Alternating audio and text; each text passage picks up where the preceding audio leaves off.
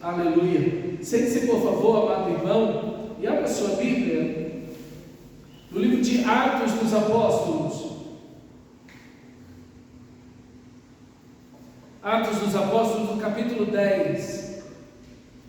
Atos, capítulo 10.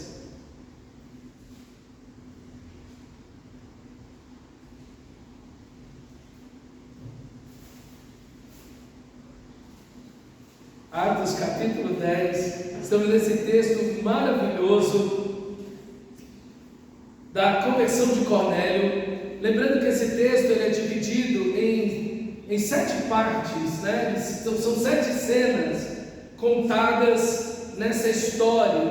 E hoje nós vamos para esse momento tão importante, que é o encontro de Pedro e Cornélio. Que é na realidade o centro de toda essa mensagem, esse ponto áureo da mensagem, exatamente esse momento que nós vamos chegar, ok? Então nós vimos que Cornélio teve uma visão, e ele vai relatar essa visão agora novamente. Pedro também tem uma visão. Deus fala com Cornélio por meio de um anjo uma só vez. O próprio Espírito de Deus tem que falar 3 vezes com Pedro, e Pedro resistente em ouvir e obedecer a voz do Senhor, sem entender. Ele estava literalmente, como ele disse, eu estou perdido diante daquilo que Deus me falou, eu estou completamente perdido, eu não sei o que fazer. Então aqueles homens que foram enviados por Cornélio chegam à casa de Pedro ali no meio-dia. Então o Espírito de Deus fala com Pedro: não temas em ir com esses homens. Pedro então hospeda esses homens e vai com eles, levando algumas testemunhas junto consigo, porque era um momento de encontrar os gentios. Então Pedro tinha que resguardar a sua vida, resguardar a sua atitude, aquilo que ele estava fazendo. E isso é muito importante para mim e para você. Nós precisamos não apenas dar consciência ao que fazemos a Deus, mas também nós temos que dar razão do que fazemos à igreja. As pessoas que dizem: não, meu negócio é entre eu e Deus, eu tenho o WhatsApp de Deus, e é entre eu e Deus direto, não tem, e a igreja não tem nada a ver com a minha vida. Você está totalmente equivocado. Veja, Pedro, o apóstolo, andou sobre as águas, viu Jesus transfigurado, né? Viu a ressurreição de várias pessoas. Veja, esse Pedro que tem as chaves do reino, que abriu por meio da pregação do Evangelho, o Evangelho aos judeus e agora aos gentios. Esse mesmo Pedro, ele leva consigo testemunhas e que vão comprovar a sua ação, a sua atitude, que vão respaldar aquilo que ele pregou, anunciou, e a obra de Deus agora entre os gentios. Então essa ideia de que eu não tenho que prestar contas da minha vida para nada e para ninguém, isso é um erro, isso é totalmente antibíblico, ok? Totalmente antibíblico. Então, lá no versículo 23,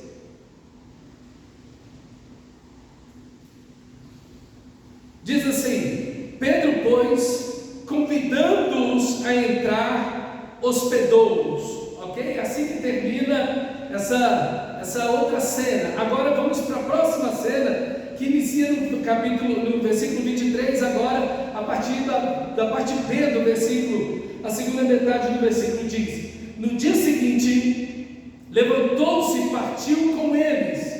Eles aqui são aqueles que Cornélio enviou para buscar Pedro. Também alguns irmãos que habitavam em Jope foram em sua companhia. No dia imediato, entrou em Cesareia. Cornélio estava esperando com eles, tendo reunido seus parentes e amigos íntimos. Aconteceu que, indo Pedro a entrar, lhe saiu ao encontro Cornélio, e prostrando-se aos pés, o adorou. Mas Pedro o levantou, dizendo: ergue-te, que sou também homem como você. Mantenha a sua Bíblia aberta, eu vou lendo e a gente vai expondo, meditando nas Escrituras.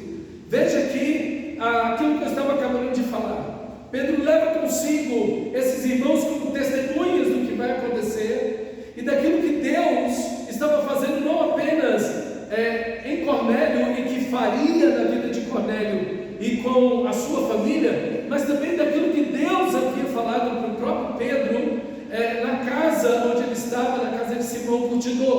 Então ele leva essas testemunhas para que ele não faça algo que aparentemente parece ser reprovável para a igreja, e o que era de fato, mas para que os outros irmãos que ouvissem isso tivessem testemunho de outros que estiveram lá também, viram o que Deus fez. Então isso é muito importante, né? Prestar contas à igreja. Todo o capítulo 11 é uma prestação de contas.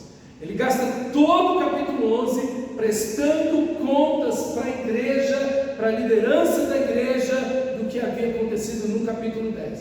Veja um capítulo inteiro só de prestação de contas. O que eu fiz, onde eu fui, o que eu falei, o que Deus disse, o que Deus fez. Isso é muito importante. Isso protege todo mundo, protege quem age sob a direção de Deus, resguarda aquele que está agindo sob a direção de Deus, porque mesmo sob a direção de Deus a gente pode errar, a gente pode tomar atitudes precipitadas, direções erradas, mesmo sendo orientado por Deus. Então a igreja, o corpo agindo junto, nos protege, nos guarda, ok? Então esse é um ponto fundamental para a vida cristã, ok? Prestação de contas.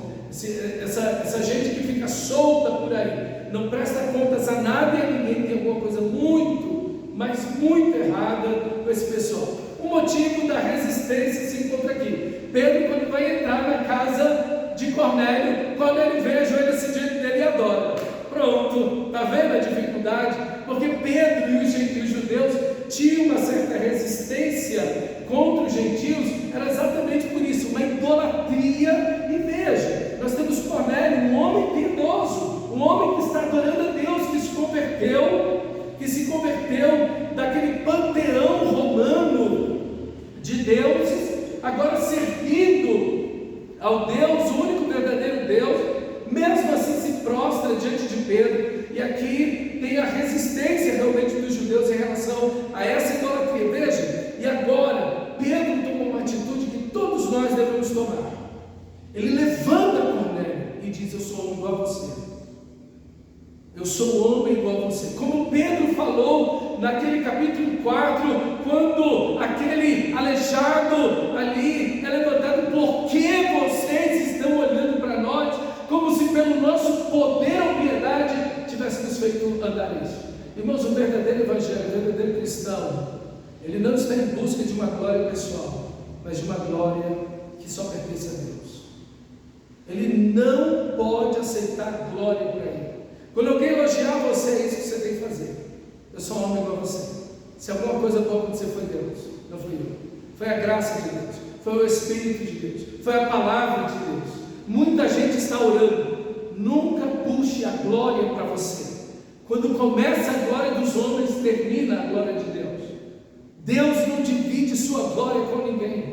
Não foi você. E Pedro poderia dizer: ah não, estou aqui, eu poderia montar uma igreja de Pedro aqui, uma igreja petrina. Não, agora Pedro tem uma igreja, os petroleiros, né? Alguma coisa nesse sentido, que aí Pedro então é adorado, é ovacionado, a glória é a Pedro, o meu nome foi citado, as pessoas se ajoelham diante de mim. Veja, irmão, de jeito nenhum. A igreja, o cristão precisa entender que a glória só pertence a Deus. Não temos estrelas, não temos ninguém especial, todos somos irmãos. Pedro podia dizer: não, eu andei sobre as águas com Jesus, eu vi Jesus transfigurado em glória, eu tive experiências que ninguém teve. Jesus confidenciou coisas a mim que ninguém confidenciou. O Pai revelou coisas a mim que não revelou a nenhum outro. Então Pedro poderia se colocar num patamar, mas ele está olhando para um homem que não é salvo. Cornélio é um homem piedoso, temente a Deus, mas não é salvo, como nós vimos na semana passada. Por isso que o anjo do Senhor mandou buscar a Simão Pedro, porque se ele fosse salvo não era necessário ouvir o Evangelho. Então o judaísmo não salva ninguém, porque ninguém veio ao Pai a não ser por mim, disse Jesus aos judeus, com todo o seu judaísmo. Jesus é o único caminho, a verdade e a vida. Então, mesmo diante de tudo, de todo esse quadro, o que nós temos, irmão, é que Pedro, ele se coloca no mesmo nível que um homem não salvo. Cornélio não era salvo, ele está dizendo: levanta que eu sou homem igual a você. Nós estamos em pé de igualdade diante de Deus. Irmão, e aqui a gente tem que ter muito cuidado. Nós não somos melhores do que ninguém.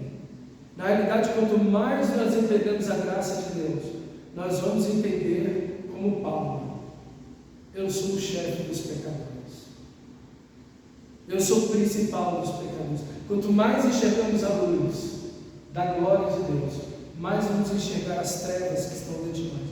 Quanto mais nos achamos melhores, menos luz de Deus há sobre nós de fato, ok? Porque quanto mais encontramos a santidade de Deus, quanto mais vemos a glória de Deus, a majestade de Deus, a graça de Deus, menos iremos encontrar em nós mesmos alguma justiça, algum merecimento. Veja, Pedro aqui se coloca nesse pé de igualdade com Cornélio, e essa é uma atitude muito importante. A glória não é nossa, nós não curamos ninguém, nós não salvamos ninguém. Quem cura é o Espírito de Deus, quem cura é o nome de Jesus, quem salva é o Espírito de Deus, quem salva é Cristo Jesus. Nós somos apenas instrumentos da graça. Se Deus usar você, dê a glória a Ele. Se Deus falar através da sua vida, dê a glória a Ele. Se Deus curar através de você, dê a glória a Ele. Se Deus salvar através de você, dê a glória a Ele. A glória nunca é minha, nunca é sua. A glória é sempre dele. Amém? Então nós não podemos nos colocar acima de ninguém. Somos iguais a todas as pessoas, ok? Ergue-te, que sou também homem como você. Versículo 27. Falando com eles, entrou, encontrando muitos reunidos ali, a quem se dirigiu, dizendo: vós bem sabeis que é proibido a um judeu ajuntar-se ou mesmo aproximar-se de alguém de outra raça, mas Deus me demonstrou que a nenhum homem considerasse comum e imundo. Por isso, uma vez chamado, vim sem vacilar. Pergunto, pois, por que razão me mandaste chamar? E aqui, irmão, ele traz a consciência, a razão, a interpretação da visão que Deus deu a ele. A visão que Deus deu a Pedro daquele lençol, baixando-se 3 vezes, cheio de todo animal imundo, e Deus dizendo: Pedro, mata e come. E ele disse: não, Senhor. Naquela luta entre Pedro e Deus, dentro dessa visão, veja, ele entende aqui o que de fato essa visão significa. Ele entende que aquilo que ele considerava comum ou imundo, os judeus, os gentios, de todas as nações, os povos de todas as nações, todos aqueles que não eram judeus, Deus, pela graça dele, pelo sangue de Jesus, os purifica de todo o pecado. Então esse momento, irmão, esse conceito é muito importante. Isso quebra paradigmas assim milenares na cabeça dos judeus, que a igreja carregava. A igreja carregava esses conceitos judaicos, ela trouxe isso consigo, ela estava trazendo os conceitos judaicos para ela mesma. E aqui, irmãos, a gente precisa ficar com o evangelho que é puro. Nós não podemos trazer nada do catolicismo romano, nós não podemos trazer nada do espiritismo, nós não podemos trazer nada dessa cultura evangélica que temos aí, que está contrária às escrituras sagradas. Nós precisamos ficar tão somente, unicamente com a verdade do evangelho. Tudo que vier a nós, qualquer modismo, informação, tradição, conceito, ideia, não importa o que seja, precisamos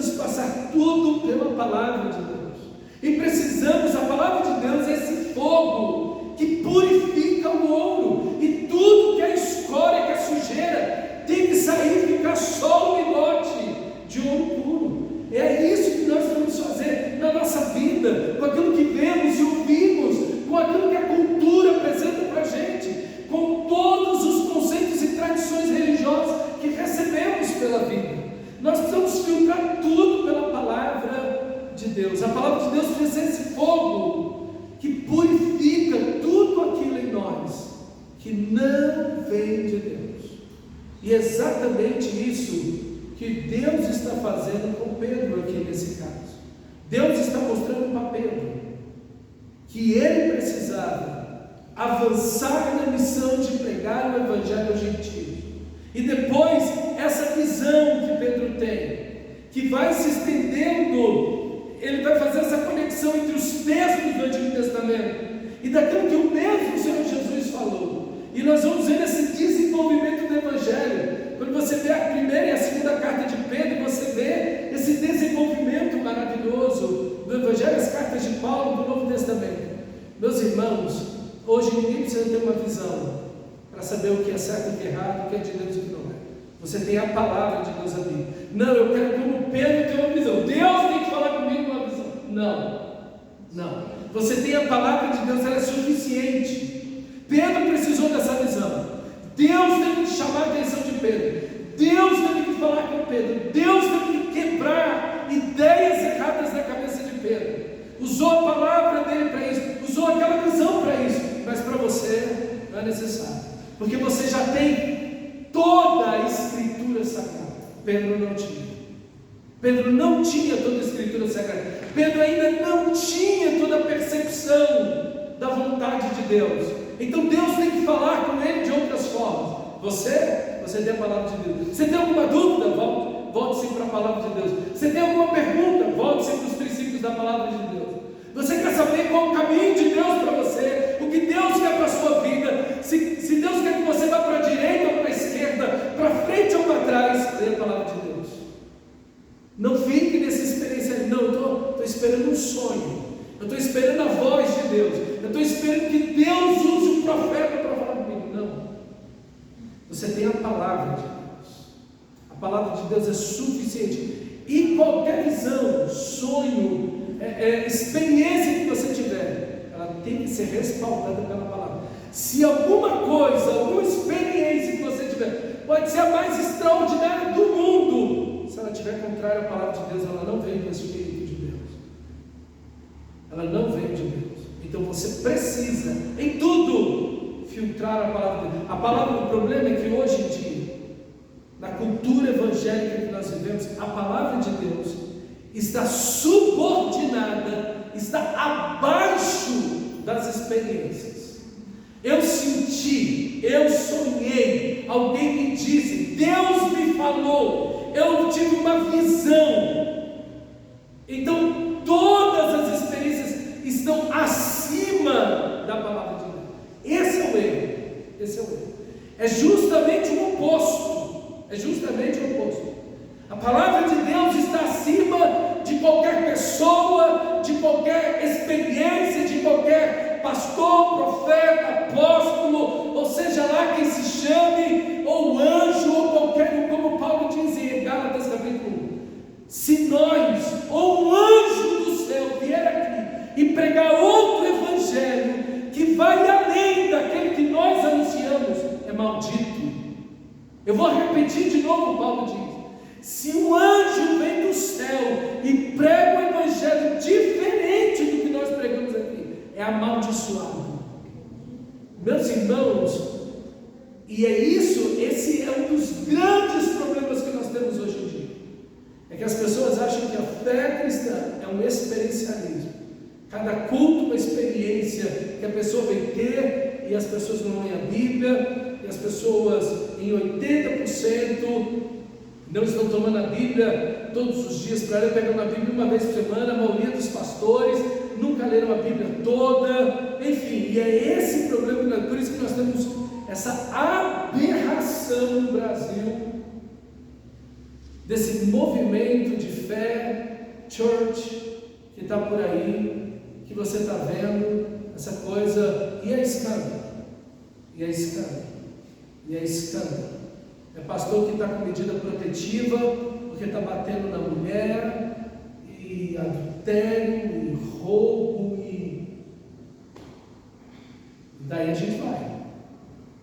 Então assim, irmãos, a palavra de Deus está acima de tudo e de todos. Ela é a soberana sobre tudo e todos. qualquer pessoa, não há ninguém acima da Bíblia, nem anjo, nem revelação, nem palavra de Deus, entre aspas, nem experiência, absolutamente nada. Nada e nem ninguém se compara ou está acima da palavra de Deus.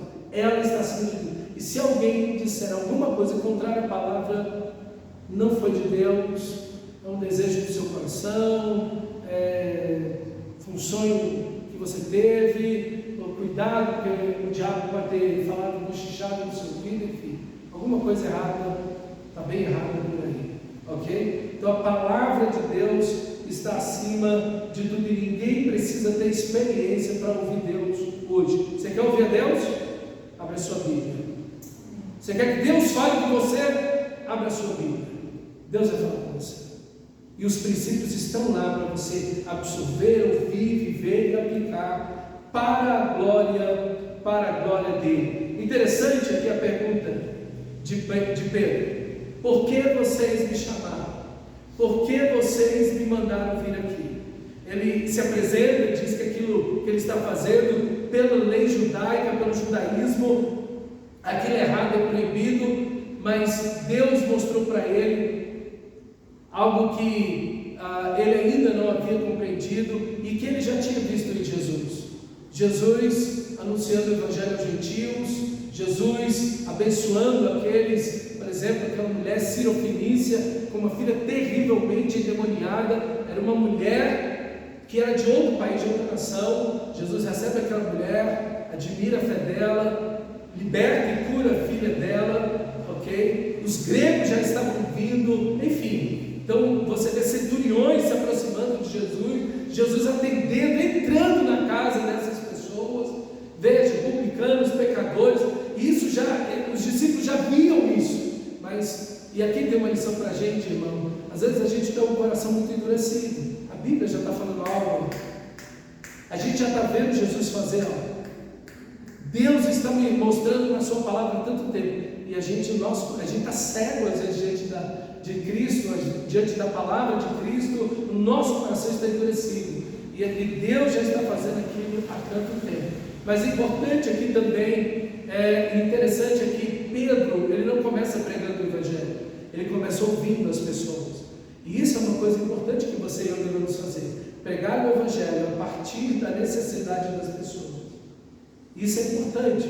Por que vocês me mandaram chamar? Por que vocês me mandaram vir? Por que vocês me mandaram chamar? Então, olha aí, versículo 30, respondeu-lhe Cornélio: faz hoje 4 dias que por volta desta hora, cerca de 3 horas da tarde, estava eu observando em minha casa a hora 9ª da oração, e eis que se apresentou diante de mim um varão de vestes resplandecentes, e disse: Cornélio, a tua oração foi ouvida, e as tuas esmolas lembradas na presença de Deus. Manda, pois, alguém a Jope a chamar Simão, por sobrenome Pedro. Acha-se este hospedado em casa de Simão, Curtidor, à beira-mar. Portanto, sem demora, mandei chamar-te, e fizeste bem em vir. Agora, pois, estamos todos aqui na presença de Deus, prontos para ouvir tudo o que te foi ordenado da parte do Senhor. Então veja, irmão, ele prega a partir daquilo que é a realidade daquela pessoa, daquelas pessoas que estavam ali, daquilo que já é a ação de Deus na vida daquelas pessoas. Fica atento àquilo que Deus está fazendo na vida de alguém a quem você deve pregar o Evangelho. Ouça o que essas pessoas têm a falar, veja aquilo que Deus já está fazendo na vida delas. Traga o Evangelho a partir da realidade e da vida, da condição, da necessidade que aquelas pessoas se encontram. Parta dali, vá com o Evangelho a partir daquele ponto que aquelas pessoas estão. Anuncie a Cristo a partir daquela situação. Então ele faz esse resumo e então Pedro vai começar a pregar. E aí então essa mensagem, na realidade a mensagem é um resumo. Ele não pregou só isso aqui que está no texto, ok? Pedro não pegou 3, 4 versículos e acabou. Não, aqui parece que nós temos o esboço da mensagem de Pedro, nós temos os pontos centrais da mensagem dele. Pedro com certeza falou, anunciou pouco mais. Em dado momento dessa mensagem, o Espírito de Deus interrompe a mensagem e cai sobre todos os que estavam ali, porque já tinham suas vidas entregues a Cristo Jesus. Então olha aí o esboço da mensagem. Então Pedro falou dizendo: reconheço com verdade que Deus não faz acepção de pessoas. Pelo contrário, em qualquer nação, aquele que o teme e faz o que é justo, lhe é aceitado. É lindo esse início, irmão, e essa conclusão maravilhosa. Deus não faz acepção de pessoas, mas em todas as nações. Veja, quebrou a ideia de que o Evangelho é só para os judeus. Por isso que a igreja não vai além. Não, o Evangelho é só para a gente. Deus está salvando só os judeus, aqui na Judéia. Então veja os prosélitos que vêm de outros locais e que se convertem ao judaísmo e vêm até aqui. Então eles ouvem o Evangelho e são salvos. Não, irmão, essa é uma ideia errada que a igreja tem. O versículo 8 do capítulo 1 de Atos, a palavra de Jesus é: ide por todo o mundo, e vocês vão receber o poder do Espírito, e levar esse Evangelho a Jerusalém, Judéia, Samaria, até os confins da terra. Ide, vão por todo mundo. Essa é a grande comissão, essa é o chamado, é a ordem do Senhor da glória, e é isso que a igreja deve fazer. E não há acepção de pessoa. Meu irmão, está muito claro. Jesus estava atendendo prostitutas, ladrões, gente de outras nações, romanos, como centuriões. Meu Deus, Jesus estava tocando em leprosos, curando pessoas de diversas enfermidades, endemoniados de toda espécie. Estava tão claro que Deus não faz acepção de pessoas. Deus não tem uns mais do que outros. Irmão, Deus, quando olha para a humanidade, não vê ninguém pelos seus títulos, cargos, inteligência, diploma, dinheiro, nada disso. Ele vê uma massa de gente em pecado. Ele vê que todos pecaram e banidos estão da presença gloriosa de Deus. É assim que Deus vê a humanidade. Não importa se está coberto de ouro ou de lixo, todos pecaram, todos estão banidos da presença gloriosa de Deus, e ninguém é aceitável a Deus, a não ser por meio do sangue de Jesus. Pronto, é assim que Deus vê a humanidade. Não existe outra classificação na Bíblia. Não existe, olha, o religioso e aqueles que são ateus. Não tem nenhuma, nenhum tipo de distinção. Não existem classes aqui. A humanidade está dividida assim, entre os melhores e os piores. Não, na Bíblia não existe essa distinção. Todos pecaram. Como Paulo diz, Deus colocou todos debaixo do pecado para exercer misericórdia sobre eles. Pronto, todos estão debaixo do pecado. Então, meus irmãos, não existe distinção aqui, não existe nação, não existe essa ideia de que eu sou judeu, eu sou melhor do que os outros. Não, acabou tudo isso. Isso é uma ideia que nem no Antigo Testamento existe. Isso é uma coisa criada na cabeça dos judeus, que inventaram essa ideia. Eles estão se enganando nessa situação, irmão, porque você tem tanta gente. Quando o povo de Israel, ali com Jacó, Abraão, Isaac, entram no Egito, da onde eles são? Aquelas gerações, aquelas pessoas que estão ali, que são filhos de Jacó, de duas escravas. Aquelas escravas são da onde? Abraão é da onde? É da Babilônia, é um babilônico. Meus irmãos, que ideia mais boba é essa, mais infantil, de que nós somos uma raça pura. Pura de quê? Pura de quê? Não existe isso. Isso é a maior besteira. E isso, ainda que fosse realidade, porque não é, mas ainda que fosse realidade, em que isso te faz mais aceito diante de Deus? E Deus te aceita porque você tem dinheiro, ou vem da linhagem tal, ou é religioso? Não! Todos estão sob o pecado. Se você é rico ou pobre, homem ou mulher, se você é escravo ou livre, se você é uma criança ou um idoso, nada disso te referenda a Deus. Deus não nos recebe por nada disso, porque ninguém pode ser aceito diante de Deus, a não ser pelo sangue de Jesus. Então, meus irmãos, Isso é uma bobagem que esse pessoal inventou. E tem um monte de gente caindo nessa. Não, nós somos judeus messiânicos. Então arrastando um monte de crente aí que nunca leu a Bíblia. Então arrastando eles vão, não, você tem um nome lá em Israel. Você tem uma descendência judaica. E depois vão dizer para essa pessoa lá na frente que Jesus não é o Messias. Mas eles começam evangelizando, fazendo prosélitos dentro das igrejas evangélicas, dizendo, não, Jesus é o Messias. Nós cremos em Jesus. Nós adoramos Jesus. Mentira. Mentira. Eles estão só arrastando pessoas. Conheço alguns que já foram arrastados nesse erro aí. Uma bobagem, irmão. Não tem nada que te faça aceita diante de Deus a não ser o sangue de Jesus. Então não tem nação, não tem povo, tribo, língua, raça, não tem nada, irmão. Classe social, nada disso. Não existe nada disso no Evangelho. Absolutamente. Ninguém é melhor porque é homem ou mulher. Absolutamente nada. Deus não faz distinção, separação de pessoas. Deus não faz isso. Ok? E Pedro chega a essa conclusão. E a igreja precisa chegar a essa conclusão. 3 anos depois disso aqui, no capítulo 15, a igreja vai estar discutindo isso aqui de novo. De novo. Você fala, meu Deus, não é possível. Pedro já teve essa experiência. Já deu para analisar o Antigo Testamento à luz disso daqui. Mas a gente continua na mesma coisa. Na mesma. Deus já derramou o Espírito nele sobre gente, mas nós continuamos na mesma coisa. Como a gente é difícil, irmão. Lento para entender. Difícil para obedecer. Para entender a vontade de Deus, a palavra de Deus. Que dificuldade é essa?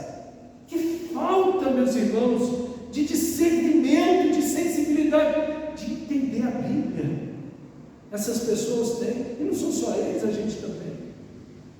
Que Deus nos ajude nessa nossa dureza, nessa nossa cegueira espiritual. Não é possível. Estamos expostos à palavra de Deus há anos, décadas, e a gente ainda está relutando, ainda está com o coração endurecido. Não, por favor, vamos adiante, meus irmãos, para a glória de Deus. Primeiro ponto, então, da mensagem: todos são iguais diante de Deus. Todos os pecados estão banidos da presença gloriosa de Deus. Segundo ponto da mensagem, versículo 36. Esta é a palavra que Deus enviou aos filhos de Israel, anunciando-lhes o Evangelho da paz por meio de Jesus Cristo. Este é Senhor de todos. Então ele começa pagando o tempo. Ele vai lá para o Antigo Testamento. Deus enviou esta palavra ao povo de Israel. Ele demonstra que não é uma coisa que ele criou, que ele inventou, que nasceu agora. Não, é um plano de salvação. Deus enviou essa palavra ao povo de Israel. Veja, ele vai terminar essa mensagem falando que Deus falou de tudo isso aos profetas. Ele se refere novamente ao Antigo Testamento, ok? O Evangelho é uma construção de Deus. O Evangelho é a história da salvação de Deus. Deus que promete salvá-la em Gênesis capítulo 3, versículo 15, quando o descendente da mulher vai pisar a cabeça da serpente e ela lhe ferirá o calcanhar. Ali entra a esperança do Messias e vem com Abraão, e vem com Isaac, e vem com Jacó, os 12 patriarcas, e assim segue a história. E Deus trazendo a sua salvação, apontando para o Cordeiro de Deus, Jesus, que vai tirar o pecado do mundo naquela cruz. Então veja uma construção aqui que está sendo realizada por Deus por meio do Evangelho da paz. Isso é o Evangelho da reconciliação. A boa nova de que Deus agora quer ser nosso amigo. Nós nos fizemos inimigos de Deus com o pecado. Não foi Deus que se fez inimigo nosso. Não. Fomos nós que nos escondemos de Deus no paraíso. Fomos nós que abandonamos a Deus. Fomos nós, como a história do amor do Pai. O filho pródigo que vai embora, ou que fica na casa do Pai sem contato com o Pai, sem relacionamento com o Pai. Nós é que nos voltamos contra Deus. Agora Deus, através de Cristo Jesus, faz a paz. Ele é a nossa paz. Cristo é a nossa paz. Ele nos reconcilia com Deus. O sangue de Jesus te purifica de todo pecado. O vosso pecado que faz separação entre vós e o vosso Deus, agora é destruído no sangue de Jesus. É vencido e perdoado no sangue de Jesus. E agora você pode se aproximar do trono da graça, como diz Hebreus.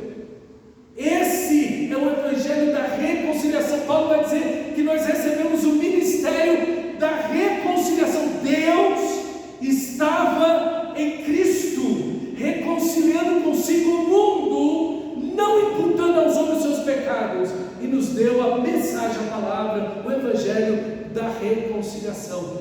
E o chamado é reconciliar-vos com Deus através do sangue de Jesus. Aquilo que te impedia de ser amigo de Deus, o pecado, agora foi perdoado naquela cruz. Esse é o evangelho da paz. Da paz. Quando os anjos cantam, quando Jesus nasce e os anjos cantam aos pastores, eles vão cantar justamente paz na terra aos homens a quem Deus quer bem. Paz na terra. Jesus é o príncipe da paz. É o evangelho da paz. Reconciliados, pois, unidos a Deus, reconciliados, pois, mediante a fé, temos paz com Deus. O evangelho da paz. O evangelho que me faz amigo, filho de Deus.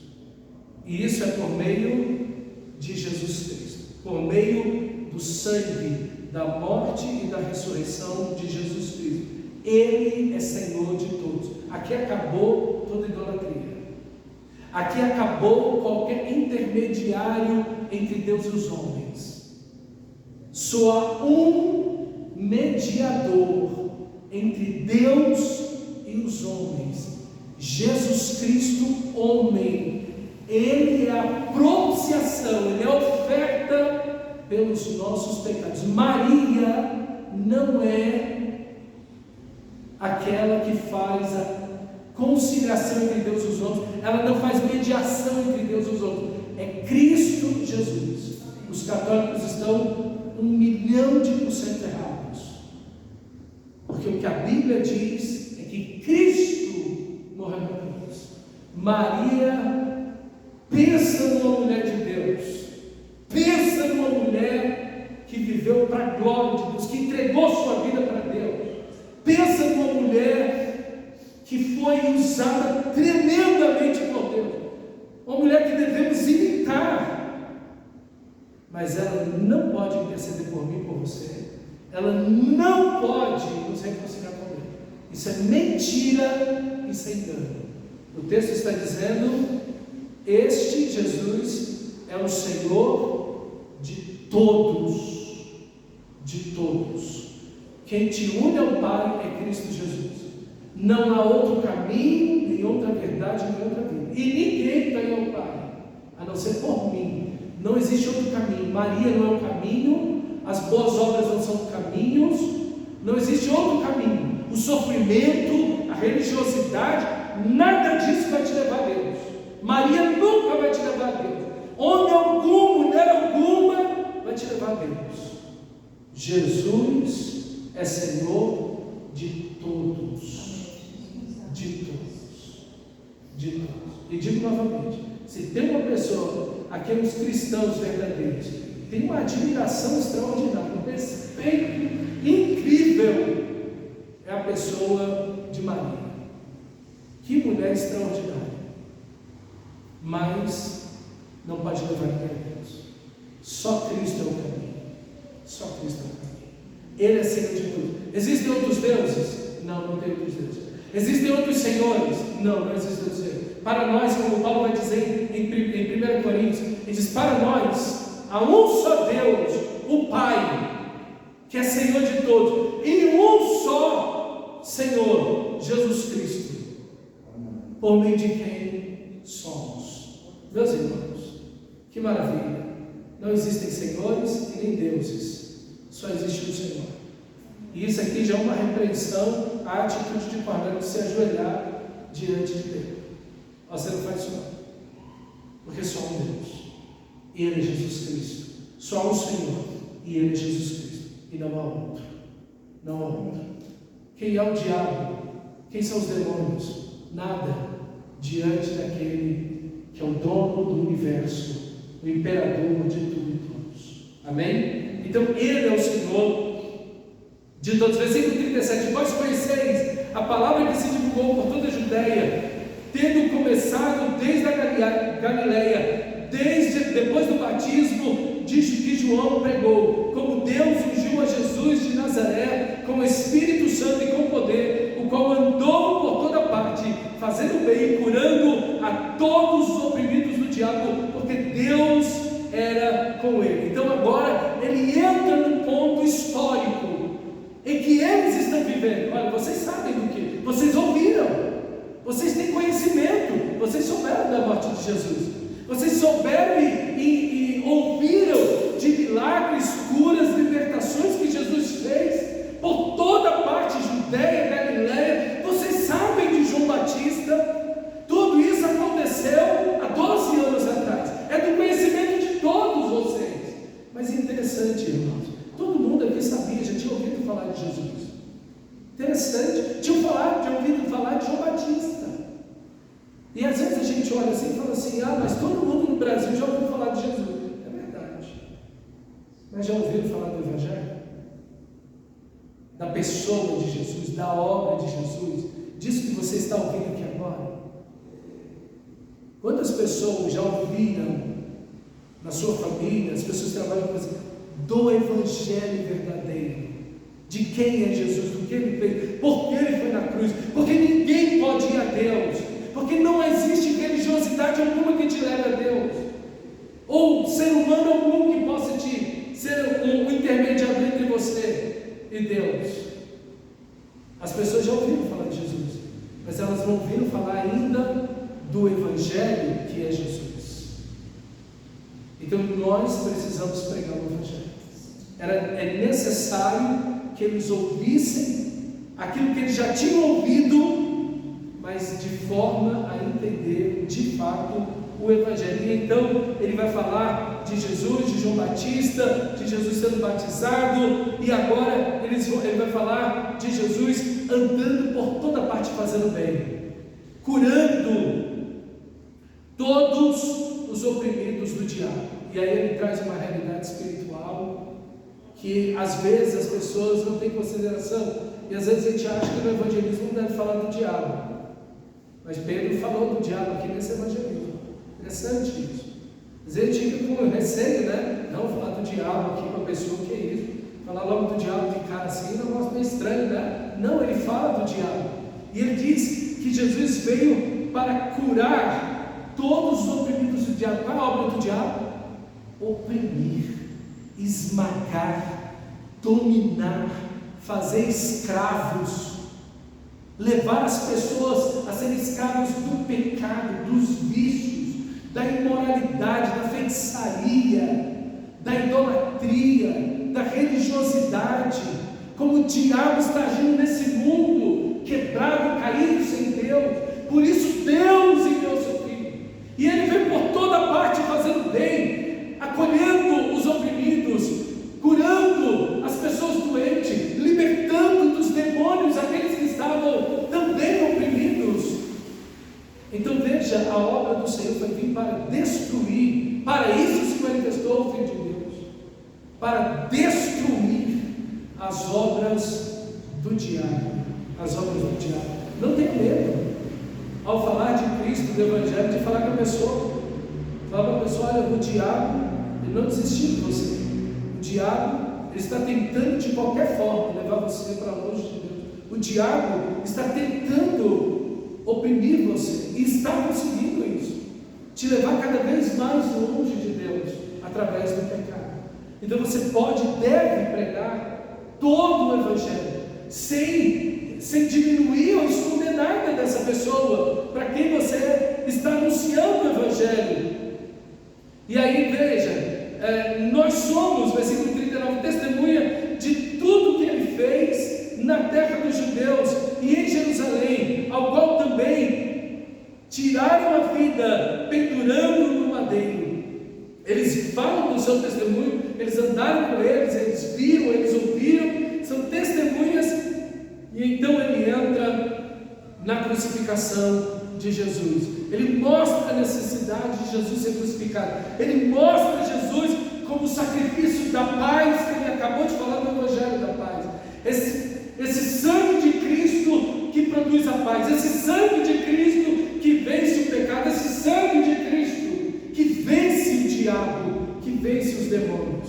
Meus irmãos, como nós precisamos falar de Jesus crucificado, pendurado no madeiro, como essa oferta de paz é necessária, como o sangue de Jesus é fundamental para a salvação de todo aquele que crê. Não há salvação, não há como Deus nos aceitar se Cristo não morrer e não pagar na cruz todos os nossos pecados. Não há como sermos libertos de Satanás e do pecado e das trevas se Cristo não derramar sua alma na cruz da morte, como diz as Escrituras Sagradas. Mas ele imediatamente conclui: a este ressuscitou Deus no terceiro dia e concedeu que fosse manifesto, não a todo o povo, mas às testemunhas que foram anteriormente escolhidas por Deus, isso é, a nós que comemos e bebemos com ele, depois de ressurgir dentre os mortos. Veja a ressurreição aqui, como Cristo vence o diabo, o pecado, as trevas, como Cristo rompe os grilhões do inferno e da morte e vence sobre tudo isso. Deus o ressuscitou no terceiro dia. Ele fala da morte, ele fala da ressurreição. Isso é o evangelismo. Ele mostra claramente a obra de Cristo, ele mostra a obra do diabo, ele mostra a glória de Deus. Isso é o evangelho. Todo esse texto, de forma tão sucinta, de forma tão exata, ele demonstra todos os aspectos maravilhosos do evangelho, o evangelho da paz. E para fazer a paz era necessário tudo isso. Era necessária a morte de Cristo, era necessário que ele viesse, que ele derramasse a sua vida naquela cruz, era necessário que Deus o ressuscitasse, o Pai o ressuscitasse, que houvesse testemunhas maravilhosas que iriam levar esse evangelho a toda criatura, e que Cristo Jesus é o Senhor de todos, de todos. Esse é o evangelho, irmãos. Claro, límpido, direto, não tem nada a ver aqui. Olha, Deus vai te abençoar, olha, vem para o culto na igreja, olha, Deus tem promessas para você, olha, Deus vai prosperar você, Deus vai curar você. Não, o evangelho é isso aqui, meus irmãos. Isso é o evangelho que estamos levando. O evangelho tem esses elementos. Isso aqui é evangelizar, isso aqui é pregar o evangelho. Se não fizermos isso, não evangelizamos. Evangelizar é isso aqui. Você quer saber como evangelizar? Leia esse texto e veja como esse texto apresenta de forma extraordinária o evangelho do nosso Senhor Jesus Cristo. E ele mostra aí uma ressurreição física. Nós comemos com ele, nós vimos, nós bebemos com ele. Ele se revelou a nós, ele se manifestou depois da sua ressurreição no terceiro dia. Porque muita gente dizia assim: não, Jesus, ele era um espírito. Então ele veio, ele era só um espírito andando aqui. As pessoas viam ele, mas ele era só um espírito. Não, ele era um homem encarnado, Emanuel, Deus conosco. Ele foi na cruz, ele ressuscitou ao terceiro dia. Então todos esses elementos são fundamentais no evangelho. Versículo 42: e nos mandou pregar ao povo e testificar que ele é quem foi constituído por Deus juiz de vivos e mortos. Ele já fala do juízo final, ele já mostra que vai haver um juízo final para quem já morreu e para quem está vivo. Ninguém escapa de Cristo, ninguém se esconde de Cristo. Ele é o juiz.